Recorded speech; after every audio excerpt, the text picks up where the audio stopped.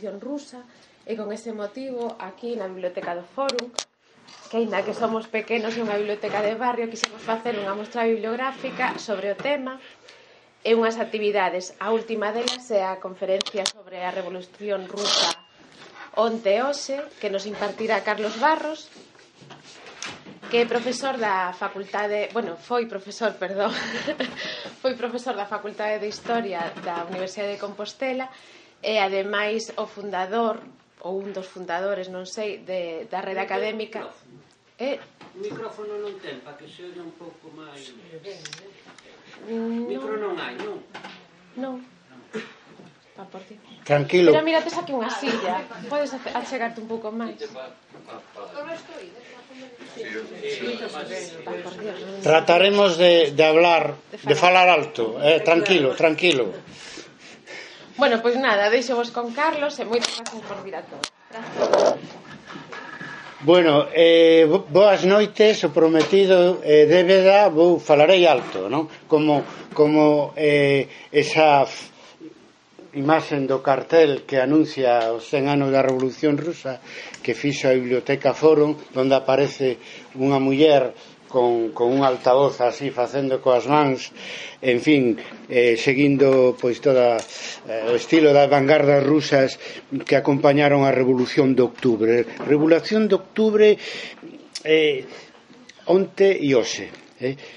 Daremos saltos no tempo e falaremos de ese acontecemento histórico tan importante. Pero primeiro quería agradecer ao Concello da Coruña, en fin, a invitación e moi especialmente a rede de bibliotecas e a Biblioteca Fórum Metropolitano, sobre todo a Luisa Liz, que me acaba de decir que foi alumna miña na facultad, pero como é así tímida non mo quiso decir previamente cando establecimos contacto para esta conferencia. Afortunadamente, este centenario da Revolución de Outubro promoveu moitas actividades. Eu veño agora por este mismo tema, pois tuvemos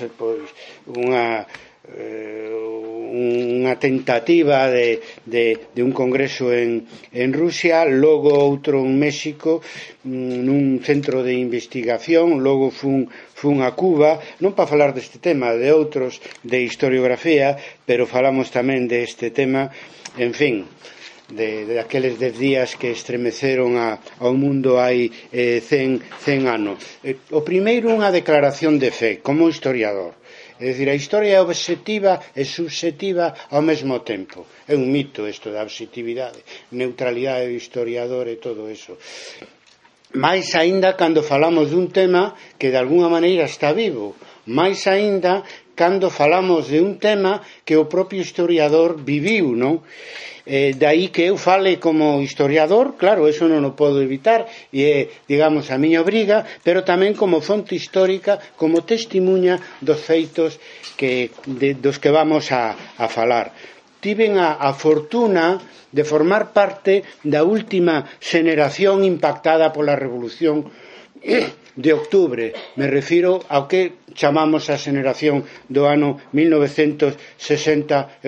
Eu era estudiante na Universidade de Madrid, na Escola Técnica Superior de Inxeñeiros Industriais, logo da transición cambiei para unha carreira máis de letras, pero naquela época, ali na Castellana, pois a miña vida transcurría entre as clases e as lecturas extraacadémicas nas que nos formamos.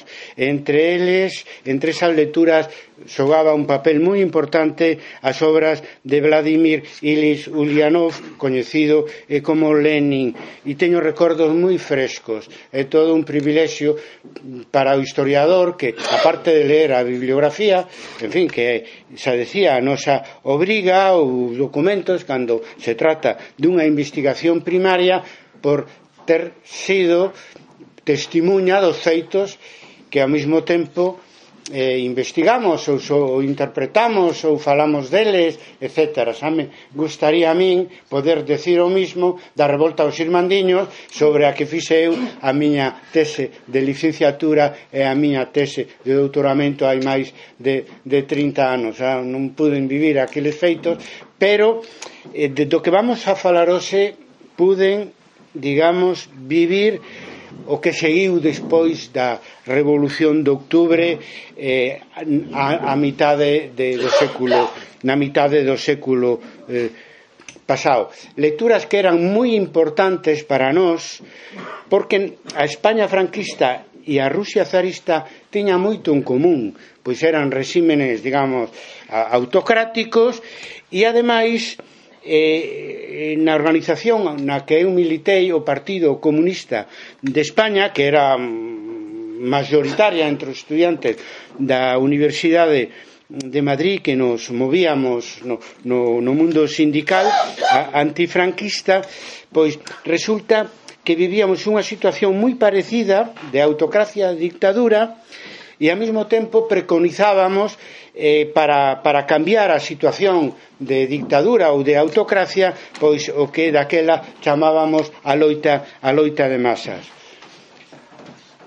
E recordando as lecturas daqueles anos, que xa son, pois eso, casi 45 anos, non? Ou así, non? Pois, por exemplo, me ven moi a cabeza, eu diría ao corazón, aquela anécdota de Lenin cando pouco antes da Revolución de Outubro se traslada dende Finlandia, onde estaba exiliado, para chegar a Petrogrado e participar na revolución que el, en fin, promoveu durante tantos anos. Estaban no SEO, pois, en unhas condicións moi precarias, tratando de atravesar, non sei se era un río ou un mar, e nese momento estuveron a punto de morrer el e a personas que o acompañaban, e lamentaba, cousa que escribiu el despois, que idiotez morrer dun accidente cando estaban a punto de vivir dunha maneira moi protagonista un acontecemento histórico de tanta importancia. Eso indicaba un pouco a trascendencia que Lenin lle daba a súa vida, e a vida, nese caso, os seus compañeiros bolcheviques ou membros do movemento obreiro ruso. Meses despois estaban ele e León Trotsky no Smolny, un colexio de señoritas que na Revolución de Outubro utilizouse como centro da dirección do partido bolchevique. Xa triunfara a insurrección e estaban ali nun pasillo intentando dormir, e un lle dicía a outro que non sabemos si mañán estaremos vivos, non?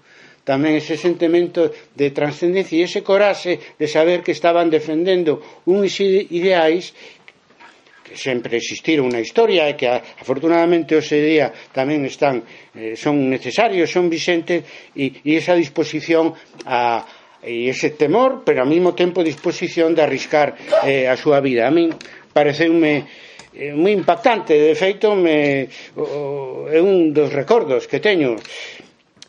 Tiña dúbidas eu me formei no movimento estudiantil, donde o Partido Comunista xogaba un papel moi importante, e tiña dúbidas que me duraron pouco, explicarei por qué, para afiliarme naquela época donde non había listas de afiliados, etcétera, todo verbal, etcétera, por dous motivos: polo tema da democracia e polo tema da violencia. Porque claro, estando na situación que tiñamos todos os cidadáns, digamos, no réximen de Franco, pois o concepto de ditadura do proletariado a mí se me facía difícil de entender, non?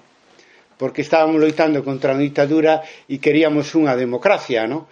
Entón tiven dificultad con ese concepto. E logo tamén co tema da violencia, porque Lenin defende naturalmente unha revolución violenta, non solamente para derrubar ao zarismo, senón tamén para implantar un réximen socialista. E tamén non o tiña eu nada claro, porque no Partido Comunista de España facía 20 anos que se abandonara a loita guerrillera despois da Segunda Guerra Mundial, e estábamos pois por unha loita pacífica de masa, seguindo ademais as indicacións de Lenin, que decían que en circunstancias como esas, como foron tamén as do réxime zarista, había que traballar dentro dos sindicatos oficiais e desenvolver un movimento sociopolítico que logo nos chamamos en España, etc.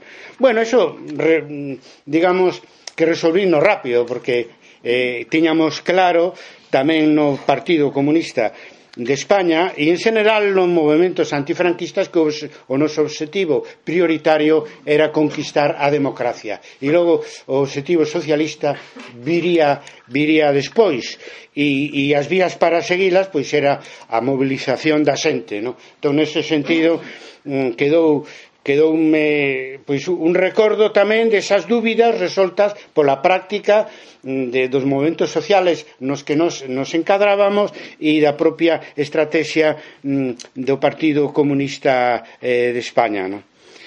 Para min foi moi útil como dirixente logo na clandestinidade, volvín a Galicia, etc. Ese sentido da realidade, ese principio da realidade que dunha maneira didáctica, pedagóxica, Lenin difunde na súa obra. El decía, lle gustaba decir, hai varias citas coa mesma frase, que a teoría é gris e o árbol e a árbore da vida é eternamente verde. Logo busqueino hai uns días, e é unha frase de Goethe, nos fai recordar que Lenin tiña unha formación clásica, pertenecía a ese grupo de privilexiados que na Rusia dos zares podía acceder á universidade. Daquela, Rusia tiña 120 millóns de habitantes e había 10.000 estudiantes universitarios nada máis. Bueno, sabedes que foi unha constante dende Marx hasta Antonio Gramsci, que os grandes dirixentes do movimento obreiro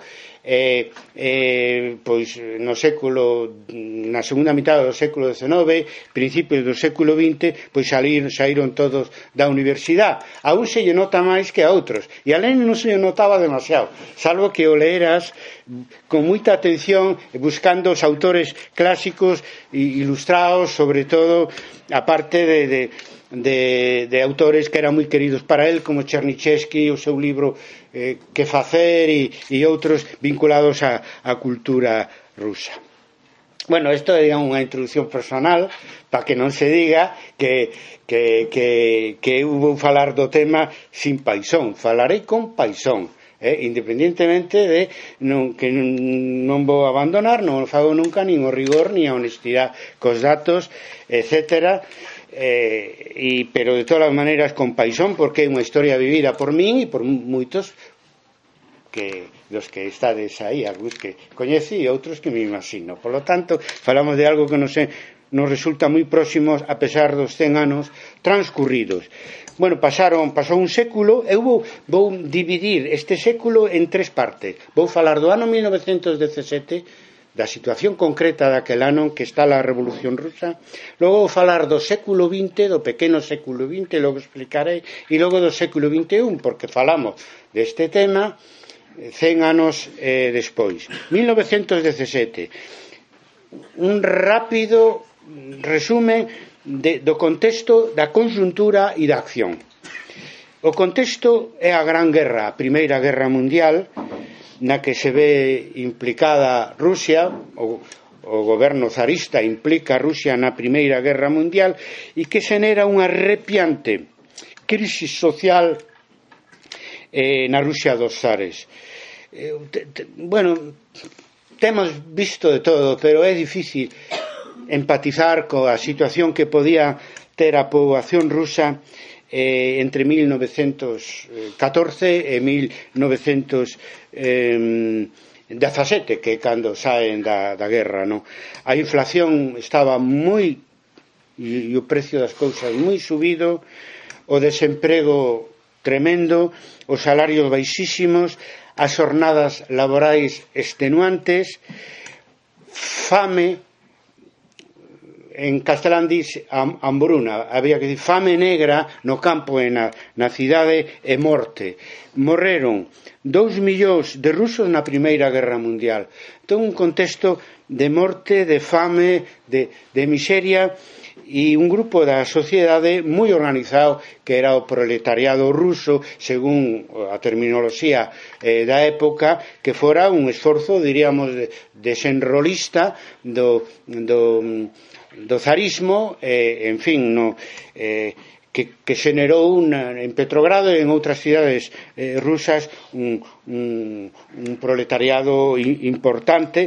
Lenin e os seus compañeros empezaron dándolle clases de adultos aos traballadores nas fábricas despois de que el rematara a súa carreira de dereito, non?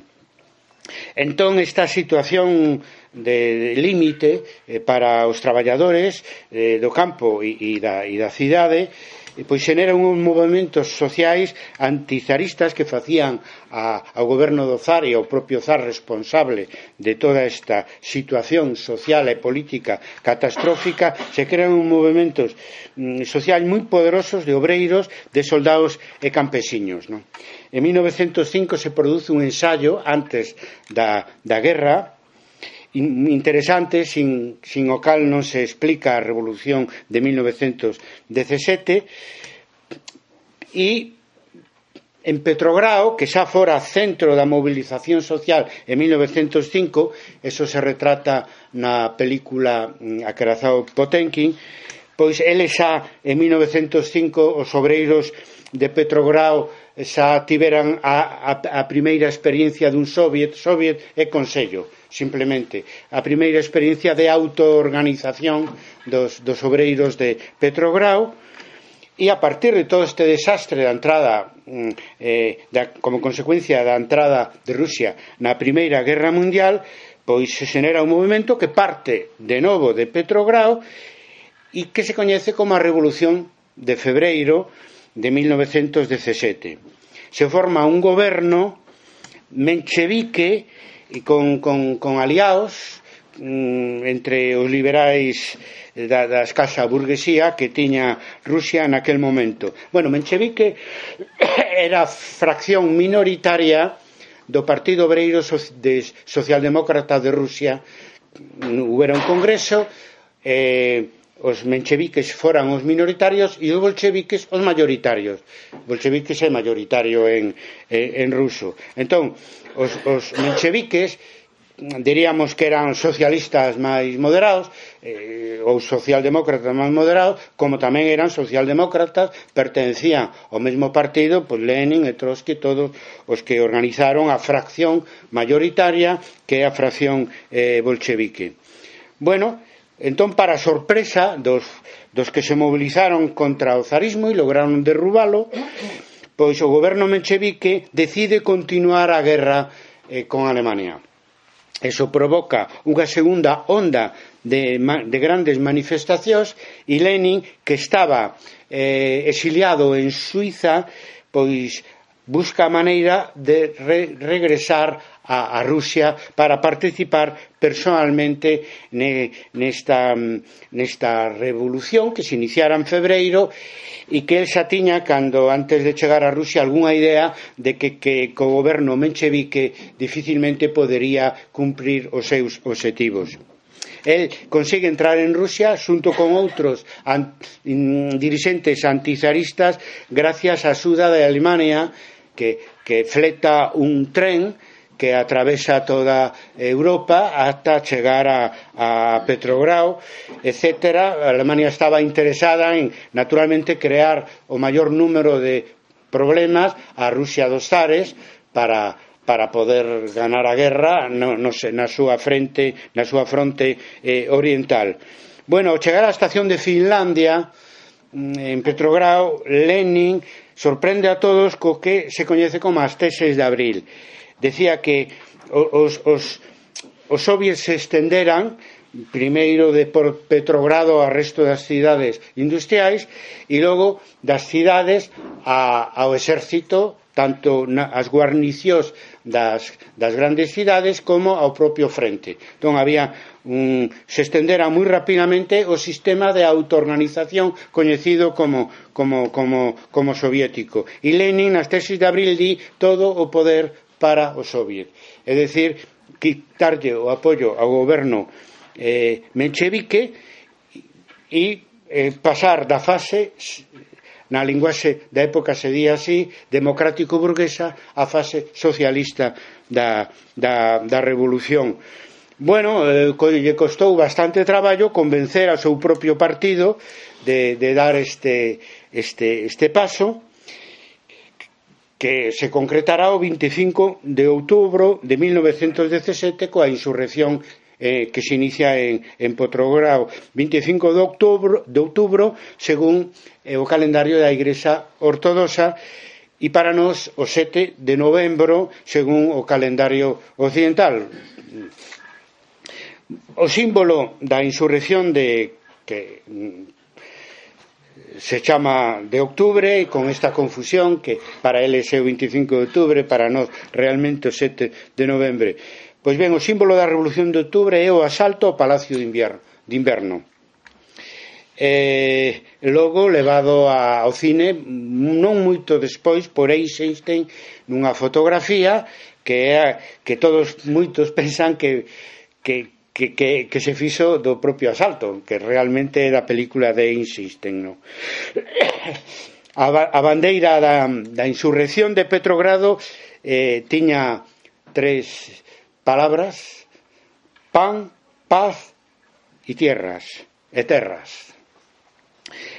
Pan pola fame, paz para sair da guerra, que era unha carnicería, e Lenin e outros partidos socialistas no resto de Europa decían que non debería entrarse nunha guerra por intereses imperialistas dunhos países con outros, porque ao final quen poñían os mortos, claro, eran os traballadores e os campesiños. E terras porque teño o esquema en castelán, por esa vez sáleme a palabra en castelán, terras porque o réximen zarista era un réximen semifeudal e aínda non fixera a reforma agraria que a revolución burguesa con antelación fixera no resto de Europa.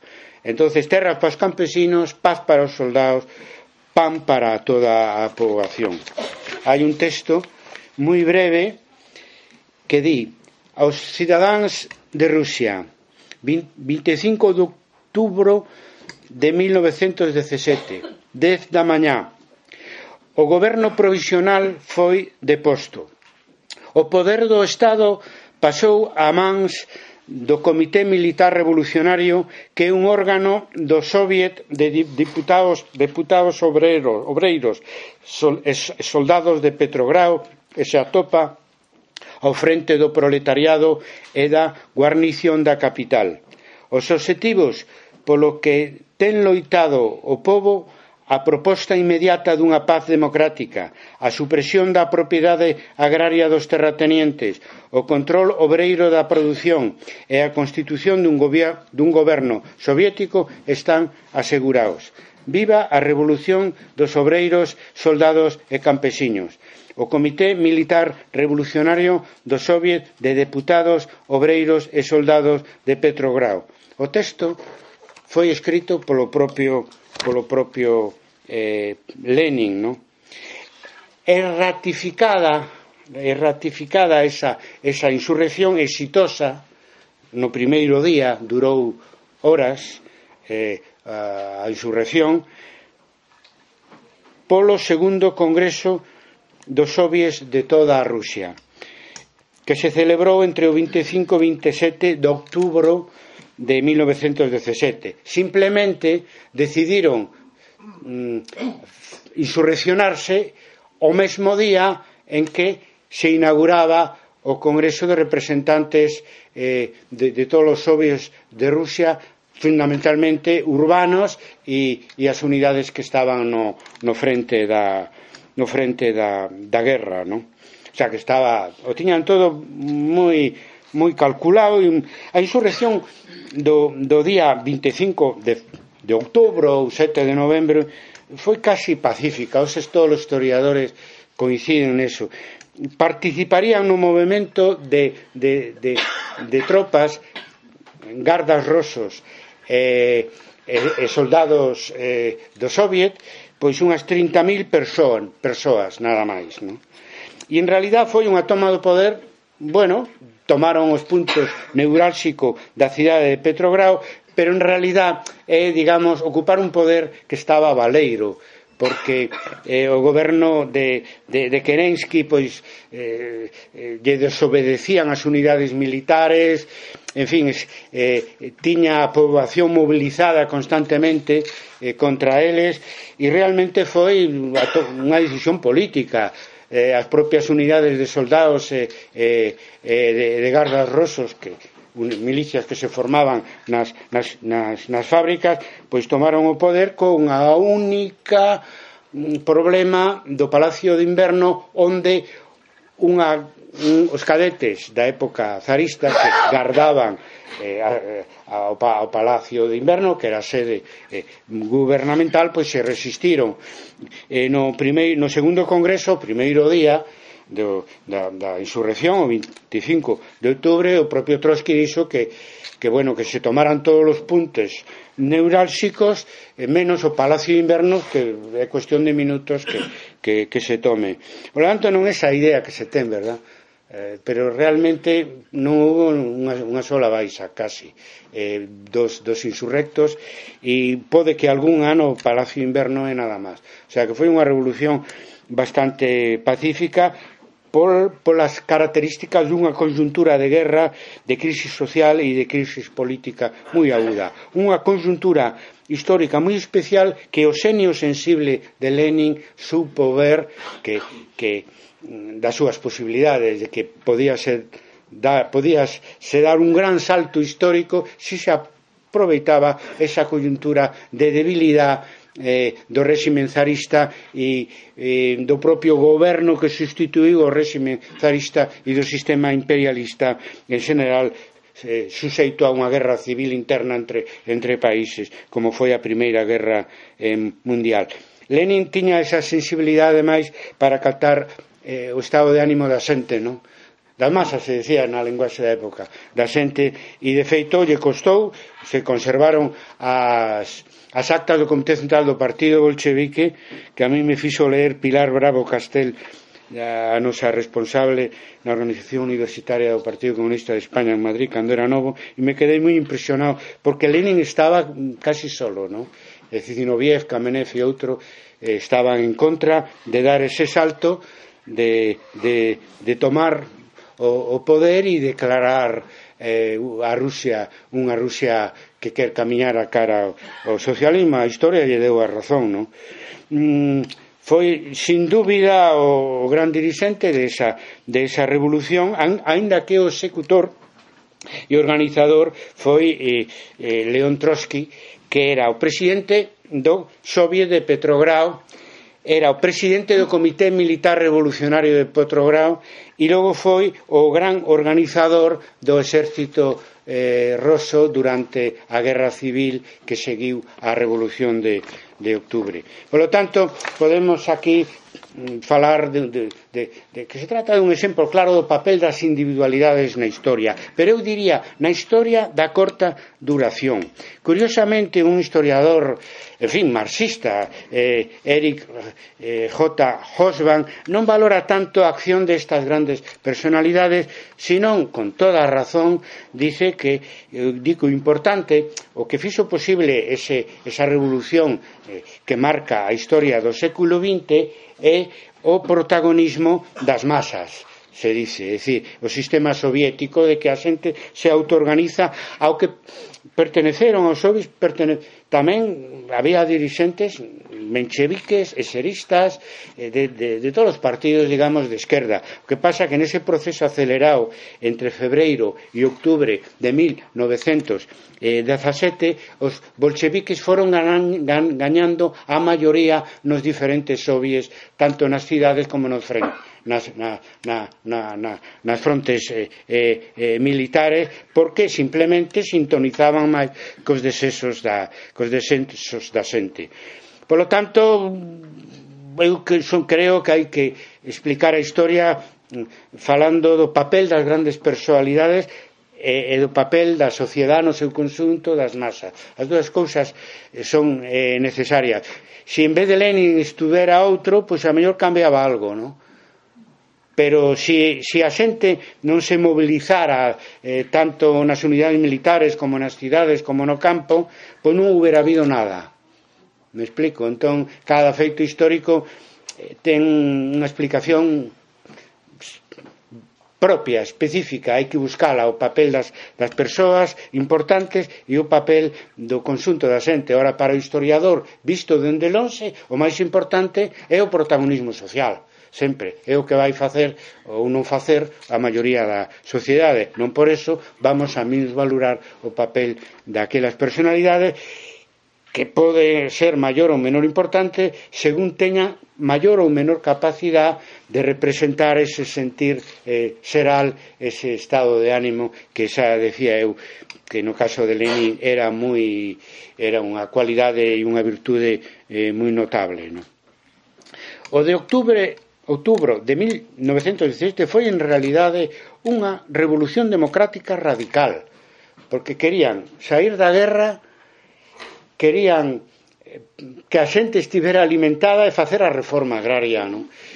O que pasa que foi dirixida por un partido marxista revolucionario que asumiu o poder nunhas circunstancias moi especiais, de moita debilidade, ese poder visto dende as clases dirixentes anteriores, asumiu o poder en nome da clase obreira, que era naquel entón o 6% da poboación en Rusia. Claro, despois nos anos 30, 40, xa con Stalin e con un proceso de industrialización acelerada, pois a clase obreira se convertiu en fin, unha clase moito máis numerosa, aínda que a base campesina para a Rusia soviética sempre foi moi importante, pero no momento da revolución de outubro era o 6% da poboación nada máis. Eso non botou para atrás ao partido bolchevique, entre outras cousas porque sempre entenderon a revolución rusa como parte dunha revolución mundial que surdiría do desastre da Primeira Guerra Mundial. Sempre entenderon a Rusia zarista o eslabón débil do que, decían eles, era o sistema imperialista que estaba en plena guerra civil mundial. Logo non foi así, como xa sabemos, pero aí xa chegaremos. É o que pensaban naquel momento. É menos coñecido algo que me gusta decir, non? E é que a maior parte do proletariado de Petrogrado eran mulleres, porque os homens estaban na guerra. O 50%, según os datos máis consensuados, o 50%. Di Lenin, sin elas non teríamos triunfado. Non é un acto de vontade feminista, é unha constatación da realidade, porque as mulleres non só eran polo menos a mitade dos manifestantes, senón tamén eran parte importante da Garda Rosa, etc. Menos os soviets de soldados, que naturalmente eran homes, eran os seus homes que estaban na guerra, non? Logo, outro dato tamén da Revolución de Outubro que agora pode ter un interés actual é que naquel momento foi un elemento máis, como a aplicación do dereito de autodeterminación dos povos e das nacións do Imperio zarista. Había a Liga de Nacións anteriormente, despois do proceso de descolonización, pois sacou ese concepto de dereito de autodeterminación que Lenin aplicou a inmensa extensión e conxunto de povos e de nacionalidades que fora o Imperio Ruso, e dunha maneira moi práctica, porque Finlandia, Polonia, Lituania, Letonia, Bielorrusia votaron e formaron países independentes. Logo o resto constituíron a Federación unha federación soviética de países que anteriormente constituían o Imperio Ruso.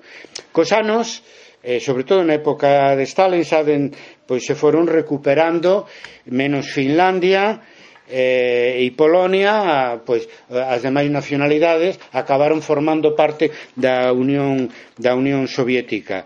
Pero neso Lenin foi moi taxativo, etcétera, e, bueno, si queren que se poidan separar. Tamén non controlaba o novo Estado soviético para nada a maior parte destas nacionalidades do extensísimo Imperio Ruso. Estaban aínda en guerra e había certa apetencia por parte de Alemania de quedarse con algunhas destas nacionalidades máis cercanas a Europa, máis europeas, que constituíron o antigo imperio ruso. Bueno, eso está de actualidade en Europa, co de Escocia, co de Quebec e co de Cataluña, o cual se demostra que hai problemas que duran século e para os que hai que atopar unha solución democrática, non?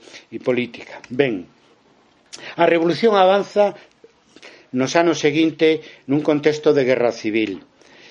Se as raíces da insurrección de outubro non foran profundas, realmente non houberan gañado a guerra civil, porque entre 1917 e 1923 pois se formou, tuveron que luitar contra un exército blanco que apoiado por potencias estranxeiras, e bueno, foi exitoso, pero durou cantos anos, non? Pois realmente hasta o 23 non rematou.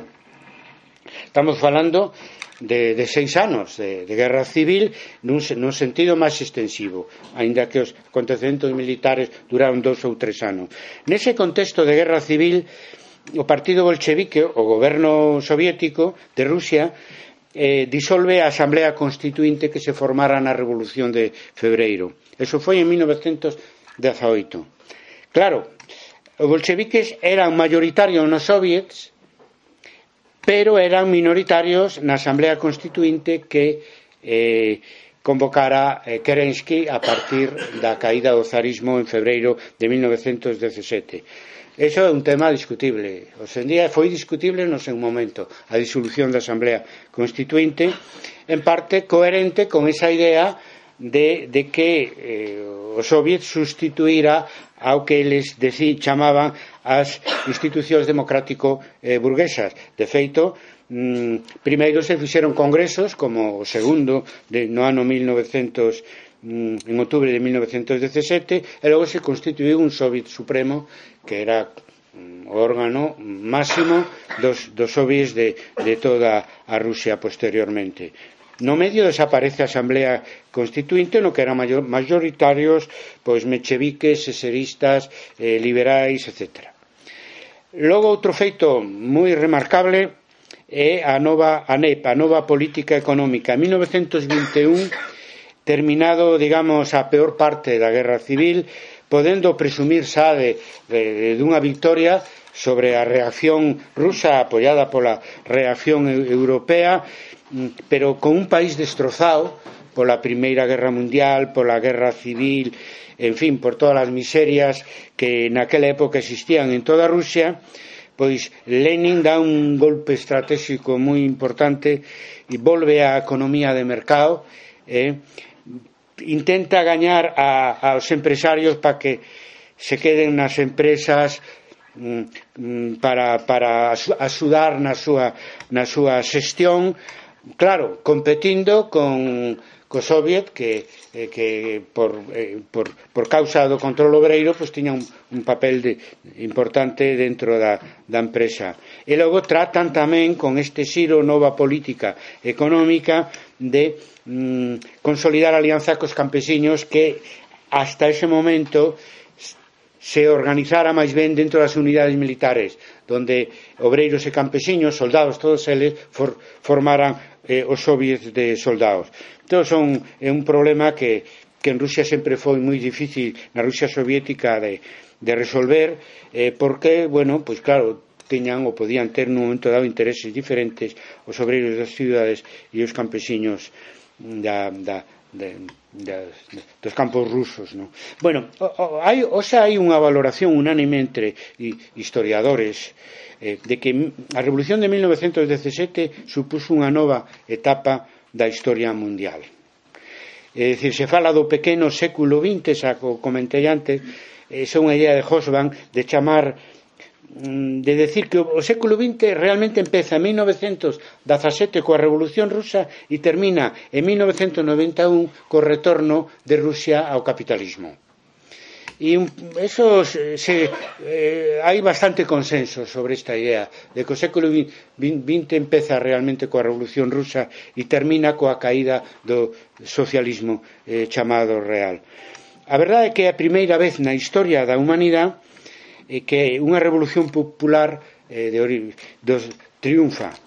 Bueno, John Reed escribiu sobre o terreno, en tempo real, o libriño 10 días que estremeceron o mundo, como para explicar pois esa impresión que a un norteamericano xornalista como John Reed lle causou pois vivir de cerca os acontecementos de Petrogrado e de Rusia. Pero é que foi así. Cambiou moito no mundo a partir da Revolución Rusa, causou un impacto universal en varias xeneracións durante este pasado século, demostrando algo que logo popularizou Obama e que en España Podemos fixo pois dele un emblema que sí se pode. Bueno, críticas internas referido ao movimento obreiro internacional próximo ao propio partido bolchevique, que constituíran un embrión do que sería logo a Terceira Internacional, que se chama Internacional de Zimmerwald, donde se reuniron socialistas de esquerda de toda Europa que se opoñían á guerra imperialista. O Partido Socialdemócrata Alemán e outros apoiaron a cada un ao seu país na propia guerra, pero algúns se negaron, se escindiron da Segunda Internacional e logo, cando está a Revolución Rusa, algúns deles critican a Lenin e aos bolcheviques. O máis destacable é a crítica de Rosa Luxemburgo, que estaba na cadea e escribiu un artigo que se titulaba La Revolución Rusa, que logo a Revolución Rusa non tuvo naqueles anos demasiada difusión, donde recoñece que os bolcheviques salvaran o honor do proletariado internacional, pero a renglón seguido, seguindo o que é típico dos marxistas de orixen universitario daqueles anos, que sempre se pasaban a vida discutindo e todo era discutible, pois discuten que fora correcto a disolución da Asamblea Constituinte, porque, bueno, foi, decía, unha agresión a unha democracia que nos queremos unha democracia máis avanzada, non acabar coa democracia en este caso da Revolución de Febreiro, ou se nos parecería xusta, ¿no? Esa crítica de Rosa Luxemburgo. Tamén criticaba o apoio á reforma agraria, porque decía que si se crea un exército de pequenos campesinos, pois eso será un obstáculo para a construción do socialismo. E tamén criticou Rosa Luxemburgo a paz de Brest-Litovsk. É unha paz que firmou a Rusia soviética con Alemania, cedéndolle bastantes territorios, algúns deles cedendo o dereito que podía ter históricamente Rusia sobre algúns dos países que justamente votaran en referéndums de autodeterminación a súa independencia. Bueno, visto desde o punto de vista práctico da conjuntura da insurrección e logo da guerra civil e do Estado de Rusia naquel momento, probablemente, se non fora así, non houbera triunfado a revolución de octubre, ¿no? Porque na Asamblea Constituinte estaban parte dos que apoyaron logo o exército blanco contra o exército roso que organizou Trotsky, non? Entón, nese sentido, son frutos das circunstancias. Lenin tiña esta idea de ese principio de realidad moi acusado e pensaba que se podían ceder en cuestións secundarias, pero non na cuestión principal, que era manter o poder soviético e avanzar hacia a construción dun réxime máis igualitario, de un réxime socialistas. Logo, o propio Lenin morreu aos 53 anos, non?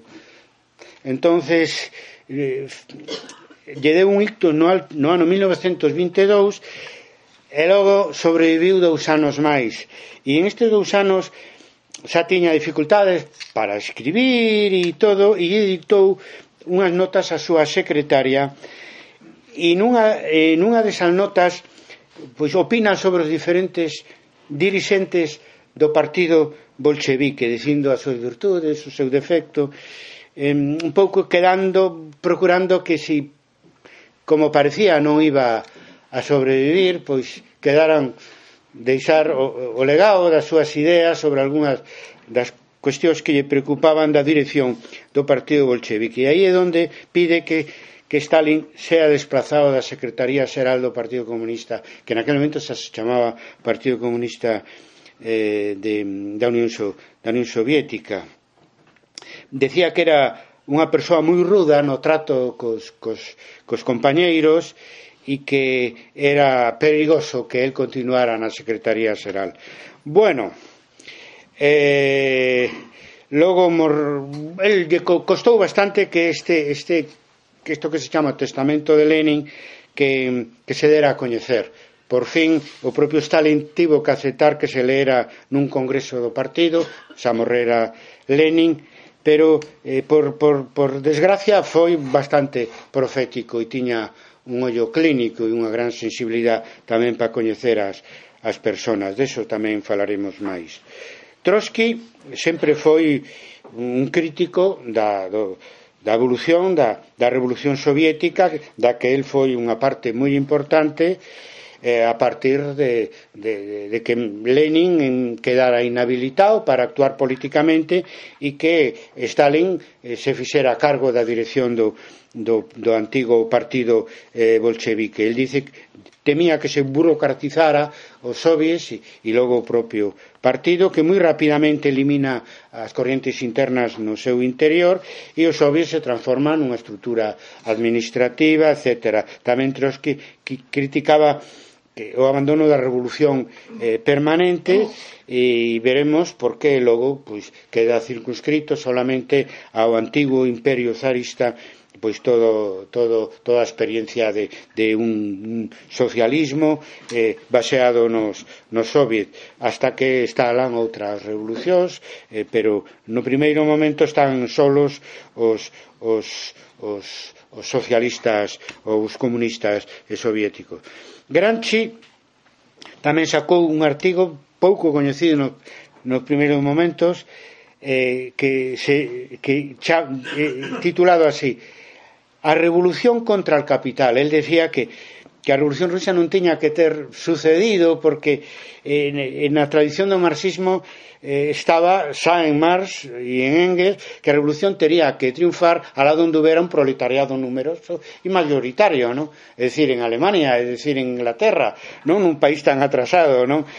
Recorda ese tema Gramsci, o reto e o desafío que supoñía para os marxistas que houbera triunfado en un país tan atrasado, semifeudal, a revolución con unha orientación socialista que era o máis avanzado da época. Dai empeza xa na cadea, nos cadernos do cárcere, a escribir como superar o concepto de ditadura do proletariado, e Gramsci inventa o concepto de hegemonía, onde se trata de acceder ao poder pola forza, pero tamén polo consenso, que logo facilitaría no futuro pois as posicións do que se considerou o eurocomunismo, e además recollendo todo este movimento de conciliar socialismo revolucionario e democracia, pois as últimas declaracións de Engels e do propio Marx sobre a posibilidade de acceder ao poder en Alemania a través de un proceso electoral. Bueno, en Alemania é onde falla todo, non? Porque en 1918 a Liga dos Espartaquistas, que era o nome do Partido Comunista en Alemania, vamos, da parte da Internacional de Zimmerwald en Alemania, dirixido por Rosa Luxemburgo e Carlos Liebknecht, e son derrotados, en fin, por un goberno socialdemócrata e sendo o brazo executor pois o exército máis prusiano e máis reaccionario que asesinaron a Rosa e a Carlos Liebknecht e os botaron a un dos canales de Berlín. Ese fracaso da revolución espartaquista pois é un golpe moi forte á revolución mundial que preconizaba a Internacional de Zimmerwald e moi particularmente unha gran decepción para os exitosos revolucionarios rusos e ter que construir o socialismo en teoría, non? Nun contexto de aillamento tan grande, pois truxo as súas consecuencias negativas, non? Foi Bukharin quen teorizou a idea do socialismo nun solo país, foi asumido por Stalin. Logo, de momento non rompen cos mencheviques, pero non cos eseristas, socialistas revolucionarios, que era o partido mayoritario no campesinado ruso. Logo, cando rompen cos eseristas, pois se queda o réxime soviético con un só partido, o Partido Comunista da Unión Soviética, un réxime de partido único que se presta naturalmente ao personalismo, ao autoritarismo e favorecido por unha tradición autocrática que viña de moi atrás e que hoxe en día ainda está viva a través do presidente Putin na Rusia actual. Entre os anos 30 e 40 pois se dá un período histórico na antigua Rusia zarista que eu chamaría sin dúbida alguna o período stalinista, non? Donde suceden cousas positivas e outras menos positivas. O máis importante, o que destaca máis, é a industrialización acelerada do país a través dos plans quinquenais que transforman nunha gran potencia a antigua Rusia dos zares, non? De feito, cando hai que facer frente a Hitler e a Mussolini, xa é unha gran potencia Rusia. Iso foi a Rusia soviética, foi un gran éxito acelerado nunha década pouco máis, non? Logo, algo que se di pouco pero que se cabe máis importante, que os bolcheviques crean un estado social moi poderoso. O sea, hai un aumento, se parte dunhas condicións desastrosas para o conxunto da poboación. A vida non valía nada antes da Revolución de Octubre na Rusia dos zares. Se sube o nivel de vida, se garantía unha educación, unha sanidade, un sistema de ciencia e, en definitiva, un estado social. Unha revista vinculada ao grupo Prisa, Claves da Razón Práctica, sacou un número dedicado á Revolución Rusa e lle daba publicidade dicindo como pode ser que durante 70 años haya sobrevivido el régimen soviético. Bueno, é unha pregunta que para un historiador lle fai ruborizarse, non? Porque pois simplemente porque mellorou a vida da xente, senón a xente non houbera mantido ese réxime e de feito ese réxime desaparece cando perde o apoio da xente, non? Entón o estado social é moi importante porque logo eso se perdeu a partir de 1991, polo menos ata o día de hoxe. O stalinismo supuso tamén un corpo teórico que se chamou marxismo-leninismo, que non está con partes de Marx, con partes de Lenin, pero en realidad eso é un discurso elaborado polo propio Stalin nalgúna das súas obras e que a estas alturas, na súa época foi moi criticado, a estas alturas non queda dúbida que foi un esquema dogmático, moi ríxido, unha especie de catecismo, lle gusta decir a José Fontana, e que ademais dificultou moito a evolución da Unión Soviética, porque dende os dogmas é moi difícil captar os cambios que se acontecen tanto fora como dentro do propio país, neste caso da Unión Soviética. Daí que fora unha sorpresa para tantos fora dentro da Unión Soviética a caída do socialismo chamado real entre 1989 e 1991. O peor do período stalinista, que confirma os temores de Lenin, pois o carácter asfixiante do propio réxime soviético para todos, tamén para os que iniciaron a revolución en 1917. Eu creo que non é só o problema de Stalin, aunque o seu carácter, digamos, agravou o que aquí imos a decir, e neso tiña razón Lenin, pero non foi problema de un réxime que acaba sendo un réxime de partido único e que sustitue as institucións democráticas parlamentarias por institucións soviéticas. Os soviets se burocratizan e ao final o pluralismo e o debate, etcétera, desaparece, e iso non é o peor, senón ademais o seu correlato represivo. Bueno, a burocratización foi extraordinaria hasta o último detalle. As purgas foron terribles. De feito, todos os que nomea con louvanzas e con críticas Lenin no testamento, todos foron asesinados por Stalin, todos, cousa que Lenin non podía soñar unha cousa parecida, porque ele estaba acostumado a debatir. De feito, en ese testamento pide que a Zinoviev e a Kamenev non se tiveran en conta as súas vacilacións cando no Comité Central do Partido Bolchevique se estaba debatindo a insurrección de outubro ou non. Era generoso nese sentido e podías discrepar, pero bueno, non por eso pois eran colegas, compañeiros, camaradas, etcétera. Eso non foi o que puxo en práctica o propio Stalin. Ele o temía, pero ademais había máis cousas debaixo: a burocratización, as purgas que foron terribles, os campos de concentración, a colectivización forzosa dos campesiños, a conculcación sistemática dos dereitos humanos na Unión de Repúblicas Socialistas Soviéticas nos anos 30 e 40. Non digo que deste lado non houbera tamén moito do que criticar. Estamos falando agora de como continuou a Revolución de Octubre nos anos 30 e 40 baixo a dirección de Stalin exclusivamente, porque realmente xa non había unha dirección colectiva nese momento. Todo o que se fixo na época de Stalin desde o punto de vista represivo e todo eso, esos son delitos de lesa humanidade que deberían estar perseguidos, da mesma maneira que pedimos que aquí estean perseguidos os crímenes do franquismo. Entón hai que dicilo todo.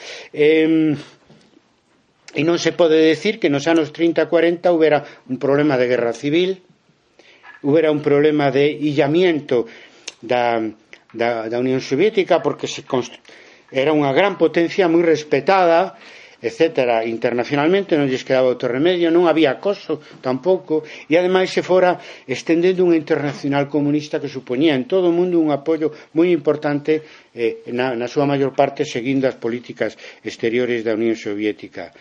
E ademais non se trata como en 1917 unha Rusia con algúns aliados do antigo imperio zarista. Non, se trata de unha unión de repúblicas socialistas soviéticas que iba máis alá mesmo das fronteiras do antigo imperio zarista, e que despois da Segunda Guerra Mundial, polo reparto influencias entre os aliados, pois pudo, pois, en fin, crear regímenes, digamos, amigos en Alemania e en todo o resto de Europa. É dicir, non era un mal momento, era un momento incluso de gran brillantez por parte da Unión Soviética, de gran éxito, donde se explica mal toda esta represión sistemática que ao final acabou devorando un propio régimen. Non, eu prefiro que ao final fagas as preguntas. Che parece? Vale, gracias. Durante a Gran Guerra Patria, que é a Segunda Guerra Mundial, a Unión Soviética organiza alianzas cos partidos democráticos, os partidos occidentales, para enfrentarse á amenaza de Hitler, de Mussolini, etc. É un momento en fin, moi importante na historia de Europa e eu creo que na historia do mundo, e o papel decisivo na loita contra Hitler, como todos sabemos, pois eso pois foi protagonizado pola Unión Soviética, pois hubo 10 veces, hai que multiplicar por 10 o número de caídos, hubo 20 millóns de caídos e ás veces a historiografía occidental non recoñece este papel da Unión Soviética na Segunda Guerra Mundial, por empezar na propia cinematografía que tanto nos gusta sobre a Segunda Guerra Mundial de Hollywood. Pero bueno, é así, os historiadores temos que dicilo, que o factor decisivo da loita contra o nazifascismo foi a Unión Soviética. Eso supón un novo impulso de prestixio no mundo da Unión Soviética e o inicio da Guerra Fría entre os dous polos, Estados Unidos e Unión Soviética, que marcou os anos 40 ata 1953, en que morre Stalin. 3 anos despois, 1956, Khrushchev, que o sucede, denuncia ante a opinión pública interna e externa os crímenes de Stalin, e entre 1956 e 1991 pois se dan hasta Brezhnev, ou se queredes hasta Gorbachev, pero vamos, hasta Brezhnev, pois 30 anos de stalinismo sin Stalin, non? Coa represión enormemente atenuada, etc., pero sin cambiar o sistema político que deixara atado e ben atado Joseph Stalin. En 1956 ten lugar a invasión de Hungría por parte dos tanques soviéticos.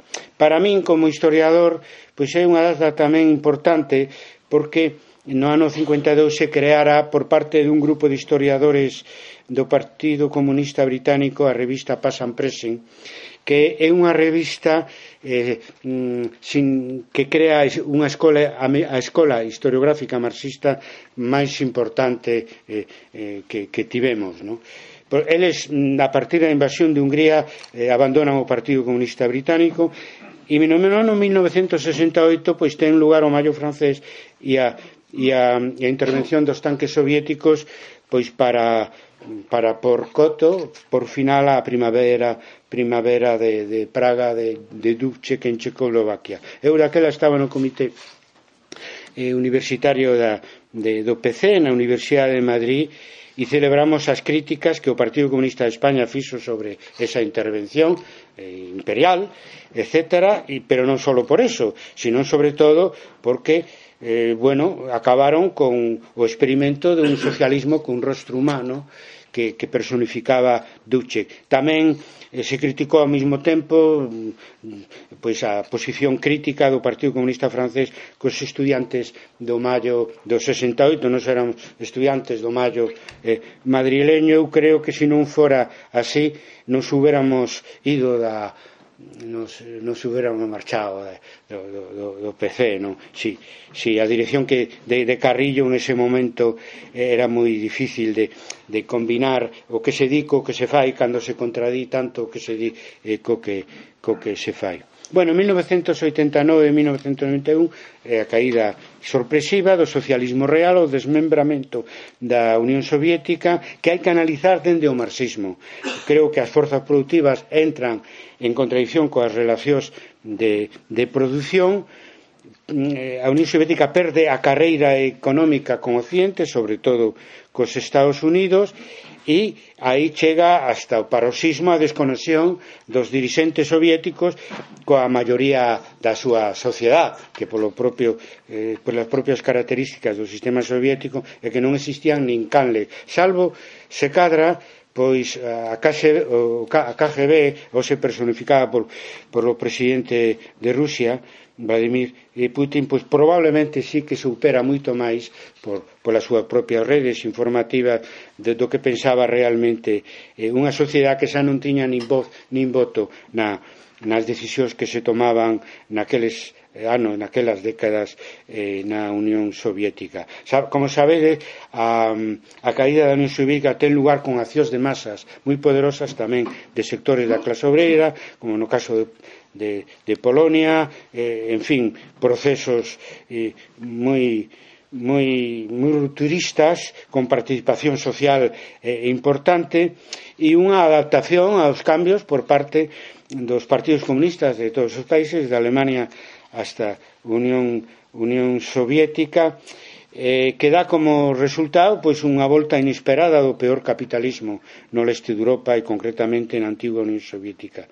Se quebra o catecismo marxismo-leninista, pero non só eso, sino que retrocede a influencia do marxismo, incluso as ideas progresistas, moi concretamente no ámbito intelectual e no ámbito académico, que espacio que queda libre e vai ser ocupado pois polo neoliberalismo, pensamento único, posmodernismo, etc. Tivo unhas tremendas consecuencias a caída do muro de Berlín, que se di, pero sobre todo para Rusia.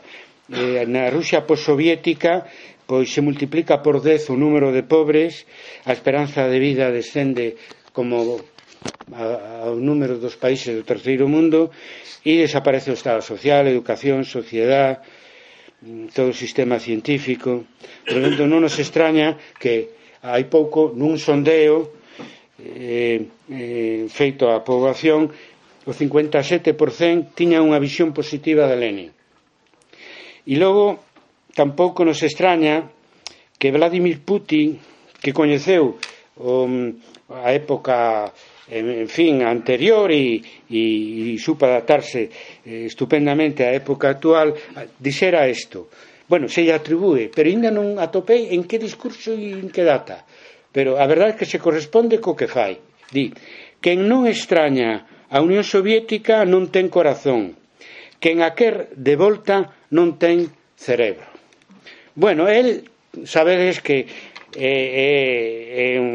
exerce a presidencia de Rusia de unha maneira, digamos, autoritaria, seguindo a tradición rusa implantada durante tantísimo tempo polo zarismo, e é un nacionalista ante todo e ademais neoliberal, pero cuida moito as tradicións anteriores, a tradición soviética, sobre todo porque gañou Rusia con Stalin a Segunda Guerra Mundial e porque con Stalin se alcanzou para Rusia un estado de gran potencia que él lle gustaría restaurar. Ben, xa termino. Dende o presente, como podemos ensuiciarse a revolución de octubre de 1917? Bueno, vivimos un contexto moi diferente da época de Lenin.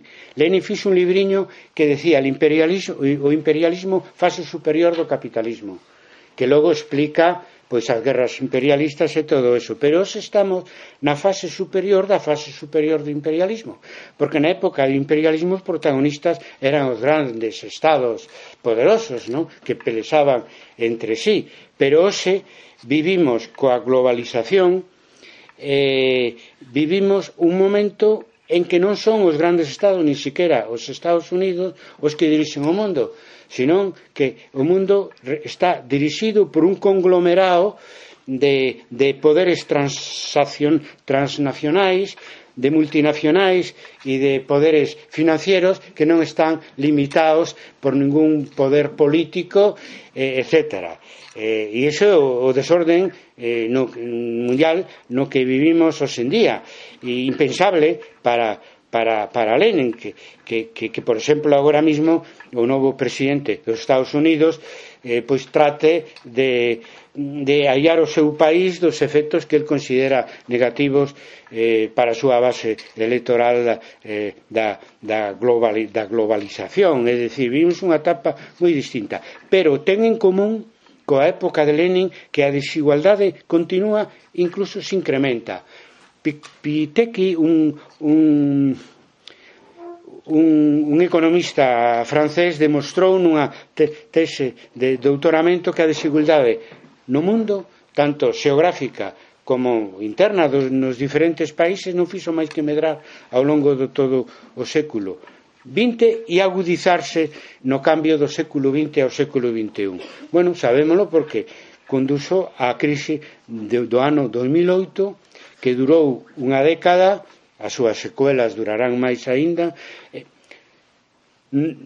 comparable coa crise de 1929, e que todos os especialistas saben, está moi extendida a idea de que haberá máis crisis mundiales, porque este capitalismo que ninguén controla, nin siquiera os grandes estados que o intentan a través dos G7, do G20, a través do Fondo Monetario Internacional, do Banco Central e todo eso, pero non o logran tan facilmente. De feito, non hai nada que impida que se repita a crise na que estivemos inmersos os últimos 10 anos. Por que digo todo isto? Desigualdad, globalización, desorden mundial. Bueno, estamos vivindo un auxe do anticapitalismo, dun anticapitalismo social, non ideolóxico, social, sobre todo porque afecta a xeneración máis nova que está sin perspectivas neste mundo novo, deste mundo mundial, como se di coloquialmente. Bueno, e en este contexto de crise capitalismo, dunha crise do capitalismo, en fin, como a que provocou o nazismo e o fascismo nos anos 30, pois aparecen voces falando da vixencia de Lenin, que eu creo que ten a súa parte de verdad estas voces, pero sempre cando quede claro de que os camiños da Revolución Rusa non son os camiños que a revolución os está seguindo. Non digo que debe seguir, porque sei a miña opinión, senón que a revolución, no sentido, entendendo por revolución, os proxectos de transformación social profundas están seguindo, o cual non quer decir que o pasado non nos axude a comprender o presente, neste caso o pasado intelectual do marxismo, que tivo a súa máxima expresión na Revolución de Octubre de 1917. Bueno, vivimos un auxe de movimentos sociais, pero o movimento obreiro non é que nos está protagonizando por razóns de tipo estruturais. Hai menos forza sociolóxica nas estruturas económicas do capitalismo occidental, hai máis traballadores de corbata dos servicios que traballadores industriais. Os sindicatos están máis metidos nas súas dinámicas nacionais que nas dinámicas internacionais, e surden outras minorías e outros novos movimentos sociais. O máis importante é o que eu chamo movimento social global, que se manifestou en 1999 en Seattle, o movimento coñecido como antiglobalización altermundista, que tuvo moita forza nos primeiros 4 ou 5 anos, dirixido hacia as reunións internacionais destes organismos que ni siquiera de xeito oculto, senón a luz pública, gobernan o mundo sin ningún control democrático, como o Fondo Monetario Internacional, o Banco Mundial, a OCDE, etc. O proxecto de Davos, como todo eso. Entón, eso foi unha verdadeira novedade no cambio do século. E a segunda foi no ano 2011, o Movementos Indignados, que sabemos, comeza en Túnez, se estende a Europa, logo aos Estados Unidos e tivo a súa última mostra recentemente neste ano en Francia, xa perdendo forza porque neste proceso pasaron 5 ou 6 anos. Eu coido que haberá unha terceira onda de movimento indignado tamén con estas características de xeración nova, dimensión internacional, etcétera, porque a crisis do feudalismo non só sigue, sino que o que nos din que poda haber en calquera momento deste século XXI é unha crisis peor que a o ano 2008, que además no sur de Europa pagamos dunha maneira moi especial. Bueno, neste contexto de crisis, de movilización social, surde a experiencia en América do Sur do socialismo do século XXI, sobre todo en Venezuela, en Ecuador e en Bolivia. Para o tema que estamos tratando é moi importante, porque é un retorno ao marxismo como guía da acción. Mais claro, digamos, no caso de Venezuela, a mellor que no caso de Ecuador, e no caso de Bolivia, pois da súa maneira, porque ali o movimento social que inspirou ao acceso ao poder de Evo Morales, pois é un movimento indígena. Xa dicen que hai agora outros protagonistas neste auxe dos movimentos sociais no século XXI. Ben, nestes países que intentan o que sempre intentaron os partidos obreiros e de esquerda crear un Estado social, pero coa novedade, por eso digo que a copia literal do que fixo Lenin e o Partido Bolchevique hoxe nunha serie de aspectos non ten sentido, porque nestes países do Grupo ALBA se accedeu pola vía democrática ao goberno, e entonces ese era o soño é unha opción que barasou no seu momento Marx e Engels, foi o soño de Salvador Allende e era o que preconizábamos os eurocomunistas nos anos 70, pero foi en América Latina onde se fixo realidade hasta o día de hoxe, con dificultades, pero hasta o día de hoxe. Entón é un cambio respecto á vía leninista importante. Seguramente él, se vivira estos tempos,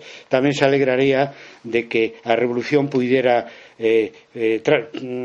triunfar sin necesidade de perda de vida, non? Logo tamén nestes países de América do Sur pois se combina o Estado social coa economía de mercado como unha nova política económica pero permanente, que para Lenin foi unha medida de emerxencia, pero aí é unha realidade inevitable, igual a interdependencia global que da evolución da economía mundial, que no caso de Venezuela a través dos precios do petróleo está demostrando que pode condicionar o éxito e a victoria de un goberno que pretende unha transformación social. Bueno, hoxe, resumindo, que é a Revolución de Octubre hoxe en día, non? Pois é un referente historiográfico, un referente histórico e un referente identitario para os que vivimos aqueles momentos, que podemos sentilo pois dunha maneira máis abertos ao mundo de hoxe ou máis pechados, porque un pode decir que eu teño estas ideas e entón non paso que pase no mundo non vou cambialas nunca. Entonces, quero decir, eu recordo na Casa de Velázquez de Madrid, non está relacionado algo con isto, pero non del todo. Un historiador, Rodney Hilton, que de Past and Present, historiador marxista británico, que lle falaba eu sobre un momento feminista, un momento ecologista que había que introducilo nas nosas investigacións, non solo movimentos sociais, tamén esos movimentos.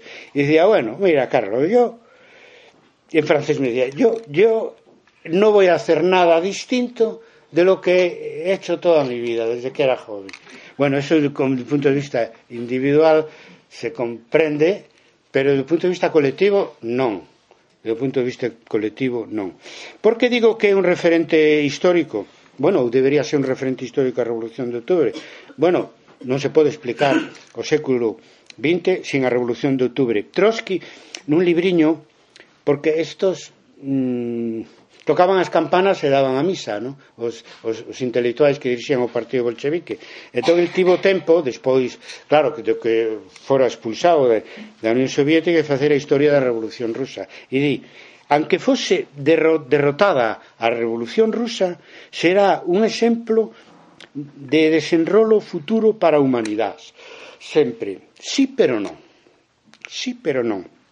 Eu creo que entre a xeración máis nova está bastante esquecida. Unha cousa que falemos nós con paixón porque se corresponde coas nosas lecturas, souvenirs, e foi moi importante a noites en vela lendo as escollidas de Lenin. Eso é inolvidable, eso queda para o resto da vida. Non sei se aconsellaría eu unha proeza igual. Desde logo, meus alumnos non, porque logo seguramente non terían tempo para preparar os exames. Pero a realidade é que hoxe está bastante esquecida, no? A mí me poñen sempre como exemplo as declaracións de Pablo Iglesias, non hai moito. Viu García Linera, o vicepresidente de Bolivia, e fixeron unha especie de encontro sobre o tema da Revolución Rusa, e Pablo Iglesias mostrou a súa admiración polo xenio de Lenin e a Revolución Rusa porque hicieron posible lo imposible. Volvemos ao si se pode, a Revolución Triunfante. Pero creo que é un aporte individual. Pablo Iglesias, digamos que é un dirigente político, pero é un profesor de universidade. Entón, ás veces, é difícil saber se fala o profesor ou se fala o dirigente político. E ele desto sabe moito, non?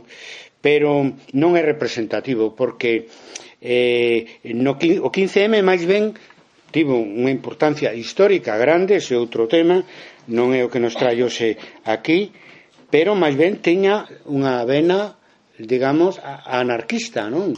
Unha vena máis anarquista que leninista. E logo o propio Podemos, desde o momento e mentras manteña que señan os inscritos os que tomen as decisións máis importantes, pois claro, eso non sería aceptable nun partido leninista de vanguarda e todo eso. Por lo tanto, conclusión, que temos que ser os profesores de historia e os historiadores, os que a hora de explicar a historia do século XX falemos do que foi a Revolución Rusa no seu contexto. E aí, entre os historiadores, tamén hai varias posturas. Eu me uno á postura da maioría, que queremos explicar a Revolución de Outubro como calquera outro fenómeno histórico que poida ser hoxe polémico no seu contexto. Hai que entendelo poñéndonos na cabeza dos que protagonizaron e viviron ese momento sin, por eso, digamos, disculpar as barbaridades que se poideron ter cometidos, tanto polo lado soviético como aquí, por exemplo, a bomba atómica para acabar con Hitler de Hiroshima e Nagasaki, porque senón non avanzamos éticamente e políticamente no mundo. Bueno, a partir de achecar un historiador inglés que fixo unha historia da Revolución Rusa nos anos 60-70 se producen novas investigacións sobre a historia da Revolución Rusa. Hoxe sabemos moito, eso é o que temos que explicar, aínda que non todo o mundo fai. Hai que simplemente neste aniversario dos 100 anos da Revolución Rusa que tivo maior proyección tanto dentro como fora de España que outros aniversarios da Revolución Rusa polo momento de crisis capitalista que estamos vivindo, pois ainda hai quen, claro, quen proyecta as súas ideas a hora de interpretar a Revolución Rusa. Eu creo que é legítimo, porque xa dixen ao principio, a historia que facemos é objetiva e subjetiva ao mesmo tempo. E se resulta que un tema é polémico, a verdade resulta tamén da interpretacións plurais.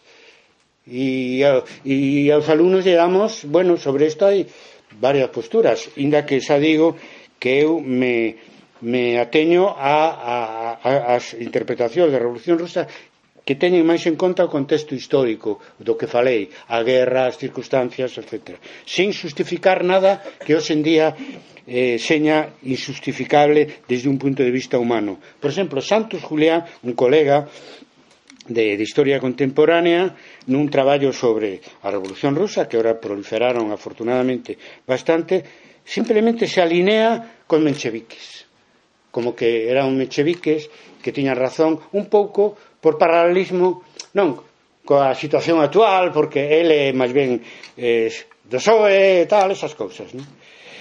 Pero que claro, na historia eso, hasta que punto é lexítimo? Totalmente, todo o mundo ten dereito a facer calquera interpretación e a proyectar a súa ideoloxía, como a súa ideoloxía coñecemos, pois tomamos en conta a interpretación que fai, considerando que hai diferentes ideoloxías que pode dar lugar a diferentes interpretacións, neste caso da Revolución Rusa. O asunto é cales son as que poden estar máis justificadas polos feitos históricos que coñecemos. Logo, un historiador anglosaxón, Richard Pipes, sacou algúns libros tamén sobre a Revolución Rusa moi exitosos, donde el, conservador, pensa que os blancos tiñan razón na guerra civil, non? Bueno, estas posicións dos blancos e os mencheviques foron derrotados pola historia en Rusia. Hoxe en día, despois da caída do muro de Berlín, a diferencia de outros países do leste de Europa, donde se formaron partidos socialistas ou socialdemócratas, en Rusia o partido de esquerdas é o Partido Comunista de Rusia. Quer decir que a xente non quere saber nada do que hoxe serían os mencheviques de antes. Nada, derrotados pola historia. E non digamos os blancos, a contrarrevolución, a extrema dereita zarista que decía Pipes que a historia lle deu a razón. Como lle dá a razón? Putin non é un conservador ni un ultradereitista, é un nacionalista que colle de todos os sitios e que naturalmente se centra o seu interés e do grupo que ele representa no mantenimento do poder. Simplemente nin se lle ocurre defender a causa dos blancos en Rusia, máis ben coa súa ambigüedade pois procura falar ben de Lenin e incluso hasta de Stalin pola conta que lles ten e os votos que lle pode traer. Por último queda, pois eso, referencia histórica esquecida, hai que facer un esforzo, referencia historiográfica. Eu me quedo cos historiadores que tratan como Julián Casanova a historia rusa no seu contexto, tamén un último libro. E logo queda a referencia identitaria. Que vou decir? Eu vexo por aquí algúns daqueles anos, compañeiros meus, non? Que nós somos parte dunha xeneración que evolucionamos, só a vida dirá a última palabra, decía Lenin, pero non traicionamos as ensinanzas fundamentais de Lenin e da Revolución Rusa: emancipación social, democracia verdadeira, social, real, plena. Amén.